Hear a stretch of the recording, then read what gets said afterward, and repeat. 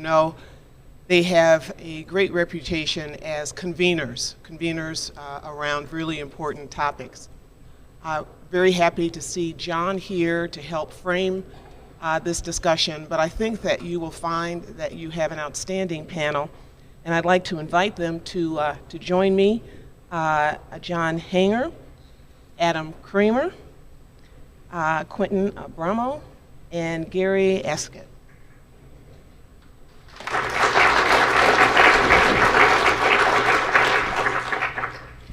I'm going to give each of them an opportunity to introduce themselves briefly. They all have extraordinary backgrounds, and you will see as they introduce themselves exactly what they bring to the topic. And given what Jon offered us, I think as we move forward, we have a handful of questions for you. I want to advise the audience that we do plan to have you participate and would like to have you share your questions. There are cards that have been made available to you. Rob is showing you the card. They will be collected. And we're going to try to leave about 15 minutes at the end of our panel discussion to give you an opportunity to participate. Good deal? I mean, I know you all just had lunch, so I mean,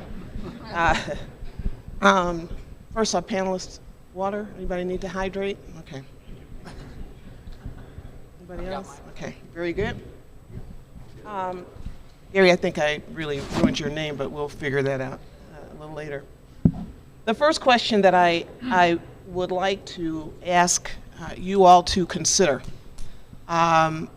will be one that each of you will be given an opportunity to address, but why don't we begin? Adam, can you just give us a bit of your background, please? Thanks. So I'm Adam Kramer. I'm the Executive Vice President of Strategy for Switch. Under my umbrella are helping actually run the Innovation Center here, as well as Government Affairs and Energy. And for Switch, energy is very important to us, but most importantly, sustainable energy is the most important thing for us, and finding a way to continue to be leaders in sustainability through not just energy efficiency, which is something that our CEO, Rob Roy's patents have helped us do, but through actually using green energy to power all of our facilities with 100% renewable power. And Switch has been involved in creating the open energy market here and been a champion of question 3 since the very beginning. We truly believe the things that Jon was saying about how this will help transform the market, and as we as a state talk about what the new Nevada may look like with companies like Tesla and Faraday and Apple and Switch and others that come in, we think that having this competitive energy market is fundamental and critical to our success going forward. Good afternoon. My name is Jon Hanger. I am from Pennsylvania, and I've had 4 public offices, been a public advocate for customers of the Philadelphia Gas Works and Water and Sewer Department. Represented residential and small commercial customers, so about 500,000. Did that really right out of law school when I was a legal service attorney, helping low-income families and community organizations in utility disputes. Often it wasn't so much a dispute, it was there was no money to pay the bill. And these were not deadbeats. These were folks who just didn't have the money to pay the bill. And often the bill was far higher than it should have been. Which made a bad situation obviously even worse. I was a commissioner of the Pennsylvania Public Utility Commission and led the restructuring effort. I love the word restructuring. I know it's wonky, but I do not believe in quote-unquote deregulation. I believe in competitive markets and with rules and proper oversight to enforce those rules. And I thought Jon Wellinghoff did a good job sort of laying out that very important distinction. We, in fact, did restructure Pennsylvania's market and allowed full retail choice starting in 1996, and I'll be glad to provide a little more detail on that. I've also been a president of a advocacy organization working on clean energy in Pennsylvania, and we were able to, in fact, bring to Pennsylvania 26 wind farms and over 250 megawatts of solar. this guy sitting right here is building 180 right now, so I'm jealous of that. That was also part of my experience. I've been the Secretary of the Department of Environmental Protection with Governor Rendell from 2008, 2011. One of the big things then was using the money that came from the stimulus program, which was a huge boost in Pennsylvania on clean energy. We've spent that money very, very well. I want to thank Harry Reid for making sure we got a good chunk of money. And of course the shale gas revolution. So that's played a big role in power markets, wholesale and retail markets. And I've also been the Secretary of Policy for Governor Wolf. Currently, my current role is I do energy consulting, and I'm also a businessman in the medical marijuana space. That's green, and it uses a lot of energy. So look forward to the conversation. Thank you very. Am I on? Yep. I just didn't have it close enough. Thank you very much. My name is Gary Aksamit. In a previous life, I was a futures trader in Kansas City and Chicago. Starting in the late 90s, I moved to Texas and got involved in the restructured electricity market. Restructured, I will agree with him. Let's not call it deregulation, it is restructuring. I got involved in the restructured market in Texas and built up some of the biggest books of business in what is commonly referred to as a multimeter space, which is bodegas, kiosks, your fast food restaurants, so on and so forth. That has manifested itself into a full-fledged, fully integrated energy business. I have about $1.2 billion right now of construction moving forward of wind farms in the Midwest, moving into the peaker space, and actively looking to acquire a trading desk and start trading power in Houston. About 4 months ago, I stepped down as CEO of my company because I came to the realization that I was the most underqualified person in my company, even though I'd created this beast, and hired a brilliant mind, a gentleman who came from Enron actually, but was not part of the fiasco in any way. And I'm now pursuing a pet project. It's called Americans for Electricity Choice, and I very much see myself and my group at Americans for Electricity Choice as being consumer advocates. And what's going on in Nevada is the tip of the spear. I don't know whether people in Nevada fully grasp this, but there are a lot of states across the United States that are watching what's going on in Nevada. There seemed to have been kind of a lull in here for about 5 or more years where nobody was talking about retail choice, nobody was talking about, consumer choice of any way or shape or form in electricity business. I can tell you Monday morning I will be in Wichita, Kansas, talking to a group of people similar to yourselves who are not happy with what's going on in Kansas. We're having these same conversations in Nebraska. These conversations are going on in Wisconsin. I've heard talk that there's groups in North Carolina as well as in Georgia. I don't know what it is. I can't put my finger on it, but there's a wave moving forward in this idea that to go back to a comment that was previously made in the opening remarks, that I really think that the utilities have completely missed the ball. I think they beyond missed the ball, and I cannot put my finger on why. They have missed this renewable energy revolution in a great big way. I will shock everybody in this room. I'm probably one of the biggest renewable energy financiers and developers in the business, and I'm a Republican. Has that been something? But when all the fish are going one direction, I decided to go a different direction.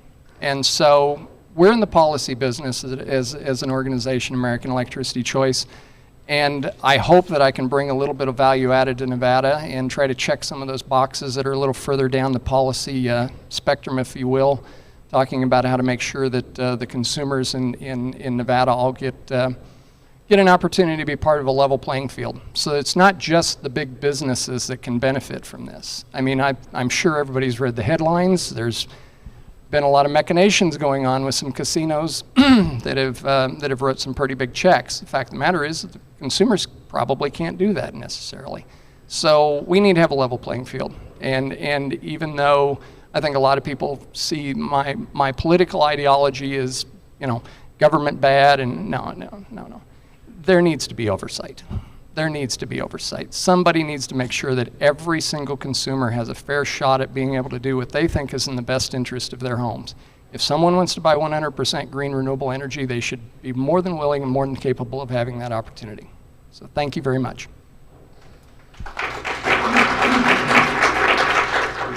Oh, wow. After listening to my fellow panelist and Rose, I thought I was busy. Not a chance. I'm here representing small business in Nevada. I've moved here in 2005. I started several small businesses since 2005, and the good news is I'm still here. The reality is that our business, my business, Faciliteq, by the way, my name is Quentin Abramo. My business is called Faciliteq Business Interiors. We're in downtown Las Vegas. As you can imagine, 2005 to just recently was probably some of the toughest times for small businesses in Nevada. One of the things I did do when I came to Las Vegas is I bought an old garage in downtown and created a LEED Silver building. And I share this with you as a small business owner because my business is directly related to what I call high performance interiors. When you consider the business world and in generally the consumption of energy within the United States, business is by far the largest consumer of energy. Therefore, we have to look at small business, large business, and all businesses on how to best or follow best practices to create a more efficient operating expense. As a small business, having a LEED Silver building in the beginning, I think a lot of people thought, you spend a lot of money. Why are you doing this? I can tell you after operating that facility for the last 10 years and another facility that I've been involved with, there is a lot of value in best practices when you look at clean energy and when you look at energy sustainability and when you look at managing your energy cost. After your resources, your personnel, even small business, after their human resources, the next largest expenditure is your operating expense for the facility that you are in. Therefore, having a choice and having the ability to look at different options in reference to how you deliver that energy to not only your building, but in addition how you consume that energy is extremely important. So I'm honored to be here, and thank you, Jennifer, and I appreciate the opportunity. Thank you. Thank you, panel. Thank you very much. There are occasions where it's really sort of important to know your audience. So I'm going off script a little bit, but I just like to see who's in the audience. So Quentin's a small business person. How many small business owners do we have in the audience? How many representatives from government or regulatory agencies? How many just plain consumers?